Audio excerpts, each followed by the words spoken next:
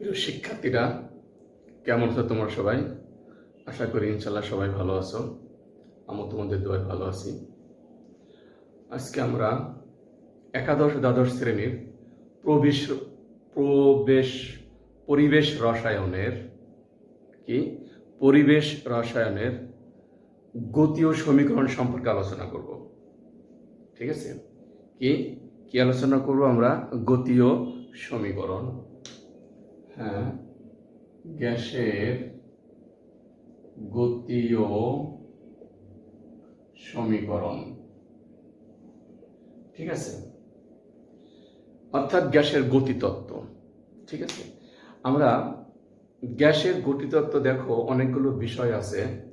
যেমন গ্যাসকে কি তাপ দিলে তার বৃদ্ধি পায়, চাপ প্রয়োগ করলে কিন্তু কি হয়? আয়তন হ্রাস পায়। এবং একটা পাত্রের মধ্যে গ্যাস কিন্তু চারিদিকে ছোড়াছুটি করে এবং তাদের মধ্যে সংঘর্ষ হয়। এছাড়াও গ্যাসের কিন্তু আরো অনেকগুলো বৈশিষ্ট্য আছে। ঠিক আছে, বিভিন্ন বিজ্ঞানীরা গ্যাসের এই বৈশিষ্ট্যগুলোকে একত্র করে একসাথে যে একটা তত্ত্ব দেয়, তাকে বলা হয় গ্যাসের গতিতত্ত্ব। এই গতিতত্ত্ব যে সমস্ত বিজ্ঞানীদের অবদান, তাদের মধ্যে মনে করা আছে নিউটন, ম্যাক্সওয়েল, বোলজম্যান, ক্লোসিয়াস ইত্যাদি বিজ্ঞানীরা সংযুক্ত। এই জন্য তাদেরকে এটা বলা হচ্ছে গ্যাসের গতিতত্ত্ব। তো গ্যাসের গতিতত্ত্বের দুইটা স্বীকার্য আছে, আমি লিখি এখানে দেখো। একটা হচ্ছে তোমার আণবিক স্বীকার্য, একটা হচ্ছে কি আণবিক স্বীকার্য। 2 নম্বর হচ্ছে গতীয় স্বীকার্য। গ্যাসের স্বীকার্যের মধ্যে এই দুইটা প্রধানত দুইটা স্বীকার্য আছে। একটা হচ্ছে কি আণবিক স্বীকার্য, আর একটা হচ্ছে গতীয় স্বীকার্য। তো আণবিক স্বীকার্য অনেকগুলো পয়েন্ট আছে। এখানে আমি তোমাদের দুইটা পয়েন্ট বিশেষ করে উল্লেখ করব।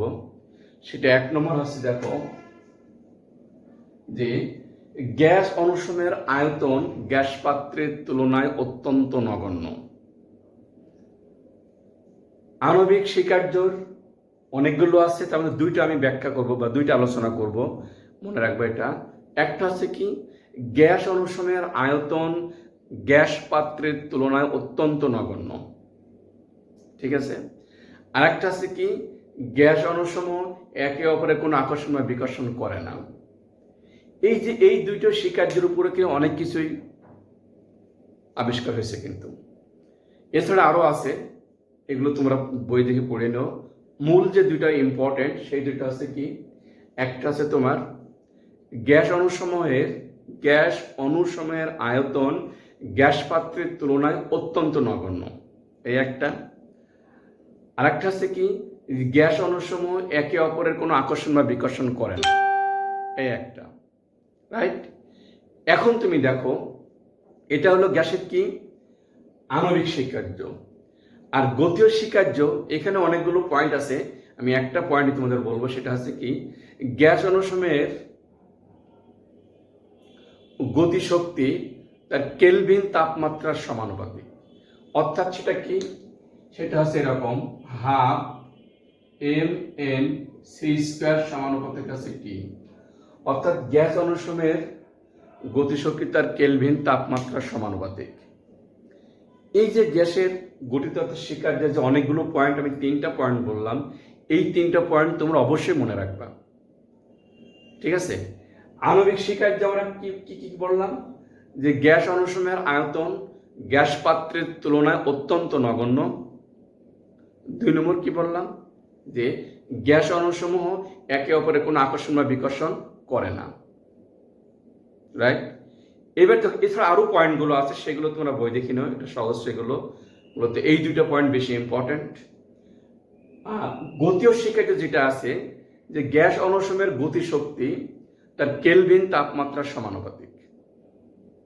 কেলভিন তাপমাত্রাতে আমরা টি দ্বারা প্রকাশ করি, আর গতিশক্তি মানে ½mv², অর্থাৎ এখানে ½mnc²। ঠিক আছে, এই হচ্ছে আমাদের গ্যাসের গঠিত স্বীকার্য। এখন গ্যাসের গতীয় সমীকরণটা কি আমি লিখি, দেখো এখানে। গ্যাসের গতীয় সমীকরণ সেটা হচ্ছে PV = PV is equal to 1/3 mn c square. এটা হচ্ছে গ্যাসের গতীয় সমীকরণ।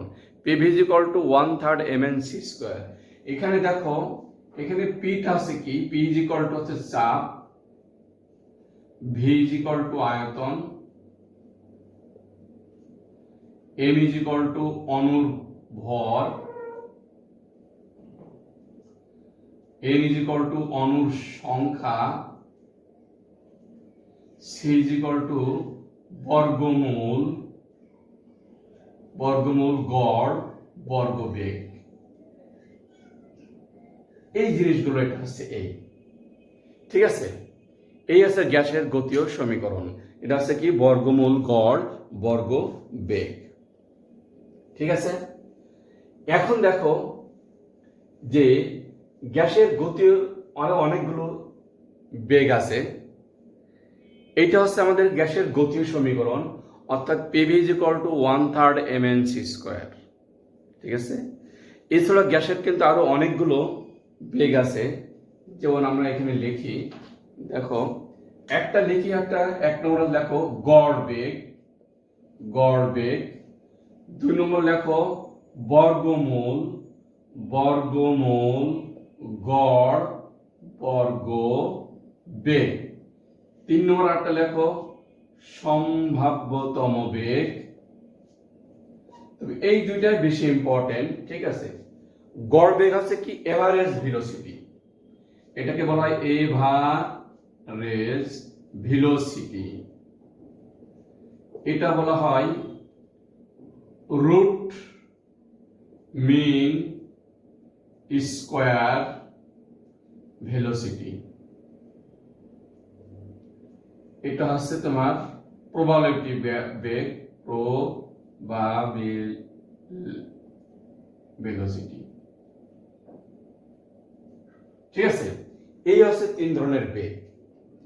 যে আমরা এখন গড় বেগ বলতে আমরা কি বুঝি? গড় বেগটা আছে কি? যে অণুসমূহের বীজগণিতীয় গড়ের বেগকে বা অণুসমূহের গাণিতিক বেগকেই গড় বেগ বলে। গাণিতিক বেগ মানে বলতে কি বোঝো? দেখো, গাণিতিক বেগ কথাটা হচ্ছে কি? মনে করো একটি অণুর বেগ আছে, মনে করো ধরো তুমি C1 C2 C3, তাহলে গাণিতিক বেগ কি হবে? ইজ ইকুয়াল টু হবে C1 plus C2 plus C3 plus Cn by n। এইটা হচ্ছে তোমার তার গড় বেগ, অর্থাৎ যে অণুগুলো থাকবে তাদের মোট সংখ্যাকে ভাগ করলে যেটা পাওয়া যায় সেটা হচ্ছে গড় বেগ, ঠিক আছে? যেমন দেখো এখানে লিখি যে একটি গ্যাসের 3টা বেগ, যত 1 2 3 আছে, তাহলে এর গড় বেগ c কত হবে? তাহলে 1 প্লাস 2 প্লাস 3 বাই কত হবে? কয়টা আছে মোট? 1 2 3, তাহলে কত হয়? 6/3 সমান 2। এর হচ্ছে গড় বেগ হলো 2। বোঝা গেছে? এইটা হচ্ছে গড় বেগ। গড় বেগ আছে কি? অণুসমূহের গাণিতিক বেগকেই গড় বেগ বলা হয়। অণুসমূহের গাণিতিক বেগকেই গড় বেগ বলে। বোঝা গেছে? ক্লিয়ার? গড় বেগকে দেখো c প্রাইম লিখলাম, is equal to C1 plus C2 plus C3 ইত্যাদি Cn বাই মোট সংখ্যা n রা ভাগ করলে এদের গড় বেগ পাওয়া যায়, ঠিক আছে? এবার আমরা হচ্ছে বর্গমূল গড় বর্গবেগ। বর্গমূল গড় বর্গকে আমরা কি দ্বারা প্রকাশ করি? সেটাকে আমরা c দ্বারা প্রকাশ করি। c ইজ ইকুয়াল টু বর্গমূল গড়, এটা আছে কি? এই দেখো C1 square, C2 square, C3 square by Cn square by হবে কত? n। এটা হচ্ছে বর্গমূল গড় বর্গবেগ, অর্থাৎ সবগুলো অণুর বেগের, সবগুলো অণুর বর্গ নিয়ে এদের গড়ের বর্গমূলকে বর্গমূল গড় বর্গবেগ বলে। আমি আবার বলি, শোনো, খেয়াল করে, ভালো করে খেয়াল করো। সবগুলো অণুর বর্গ নিয়ে এদের গড়ের বর্গমূলকে বর্গমূল গড় বর্গবেগ বলে। অর্থাৎ এটাকে বলা হয় কি? এটাকে আমরা c দ্বারা প্রকাশ করি। c ইজ ইকুয়াল টু এত C1 square plus C2 square plus C3 cube square, এভাবে চলতে থাকে, বাই আছে n। প্রথমে কি করলাম? প্রত্যেকের বর্গ করলাম, বর্গ করার পরে যে মোট সংখ্যাতে ভাগ করলাম, ভাগ করার সেটাকে কি করলাম আবার রুট ওভার করলাম। এটা হচ্ছে বর্গমূল গড় বর্গবেগ। ইংলিশে বলা হয় বর্গমূল root mean square velocity, root mean square velocity অর্থাৎ বর্গমূল গড় বর্গ বেগ, বর্গমূল গড় বর্গ বেগ। এটাকে আমরা সি দ্বারা প্রকাশ করি, সি ইজ ইকুয়াল টু এত। ঠিক আছে, এই গেল বর্গমূল গড় বর্গ বেগ। ক্লিয়ার? এরপর দেখো আমরা এখানে আরেকটা জিনিস আলোচনা করি, সেটা হচ্ছে আচ্ছা এই সমীকরণটা আমরা রাখি এখানে যে PV is equal to 1/3 PV is equal to 1/3 mn/c square. এখান থেকে আমরা কিভাবে বর্গমূল গড় বর্গবেগটা পেতে পারি সমীকরণটা দেখো। এখানে এটাকে যদি আমরা সিম্পলিফাই করি বা যদি লেখা যায় PV is equal to 1/3 m, এটা হচ্ছে বড় হাতের m, লেখো বড় হাতের m c স্কয়ার, হয় লেখো mn is equal to m, এটা হচ্ছে আণবিক ভর। ঠিক আছে, বা আরেকটা লেখো আমরা যে আদর্শিকের জানি PV is equal to RT, এই দুটো কিন্তু আমরা জানি। ঠিক আছে, তাহলে আমরা এখানে লিখি কত হয় দেখো RT is equal to 1/3 mc square, বা কি লেখা যায় 3RT is equal to mc square. ঠিক আছে, এরপর আর কি লেখা যায় বা লেখো mc square is equal to 3RT, বা কি লেখা যায় c square is equal to 3RT by m। অতএব c is equal to কি লেখা যায় √3RT by m। এই হচ্ছে বর্গমূল গড় বর্গবেগ। অর্থাৎ বর্গমূল গড় বর্গবেগের সাথে তার কি বর্গমূল গড় বর্গবেগের সাথে তার আণবিক ভর এবং তাপমাত্রার মধ্যে সম্পর্ক নির্ণয় করার সমীকরণ c is equal to √3RT by m। কি বোঝা গেছে? এটা ক্লিয়ার? এটা কিন্তু ইম্পর্টেন্ট, এখান থেকে অনেক অঙ্ক আসবে প্রথমে, অথবা এমনভাবে পরীক্ষা আসতে পারে যে গ্যাসের গতীয় সমীকরণ থেকে বর্গমূল গড় বর্গবেগের সমীকরণ প্রতিপাদন করো। তাহলে আমরা প্রথমে কি করলাম দেখো, প্রথমে গ্যাসের গতির সমীকরণ লিখলাম PV is equal to 1/3 mc square, এর থেকে কি করলাম PV 1/3 mc square, mn is equal to m ধরলাম। m হচ্ছে অণুর ভর আর n হচ্ছে অণুর সংখ্যা, টোটাল হলো কি বড় m, আচ্ছা আণবিক ভর হলো টোটালি। ঠিক আছে, আবার আমরা জানি PV is equal to RT সূত্র অনুসারে, এই দুটো বের করার পরে p পরিবর্তে আমরা RT ব্যবহার করলাম, 1/3 m n এর পরিবর্তে বড় m c স্কয়ার। এখান থেকে ক্যালকুলেশন করে c is equal to আসলো কি √3RT by m। এটা আছে তোমার কি গ্যাসের বর্গমূলে গড় বর্গবেগ, তার আণবিক ভর এবং তাপমাত্রা সম্পর্ককারী সমীকরণ। ক্লিয়ার? বোঝা গেছে এটা? এই হচ্ছে। তাহলে আজকে আমরা কি কি পড়লাম? প্রথমে হচ্ছে গ্যাসের গতিতত্ত্ব কাকে বলে, গ্যাসের গঠিত কয়টি স্বীকার্য আছে, দুইটি, একটা আছে আণবিক স্বীকার্য, একটা গতির স্বীকার্য। আণবিক স্বীকার্য দুইটা ব্যাখ্যা করছি, গতির স্বীকার্য একটা ব্যাখ্যা করছি। এরপর গ্যাসের গতির সমীকরণটা আমরা লিখলাম PV 1/3 mc স্কয়ার, কোনটা কি সেটা আমরা উল্লেখ করলাম। ওর পর থেকে আমরা কি আসলাম গ্যাসের গড়, বিভিন্ন রকম গড়, সেটা আছে কি গড় বেগ, বর্গমূল গড় বেগ আর সম্ভাব্যতম বেগ। ঠিক আছে, তো গড় বেগ বর্গমূল গড় বেগ বেশি ইম্পর্টেন্ট, এটাও শিখলাম। গড় বেগটা আছে কি কোনো অণুসমূহের গাণিতিক বেগকে গড় বেগ বলা হয়। গাণিতিক বেগ মানে কি নর্মাল যে বেগ আমরা করি, মোট অনুসংখ্যা বা মোট সংখ্যাতে ভাগ করলে গড় বেগ পাওয়া যায়।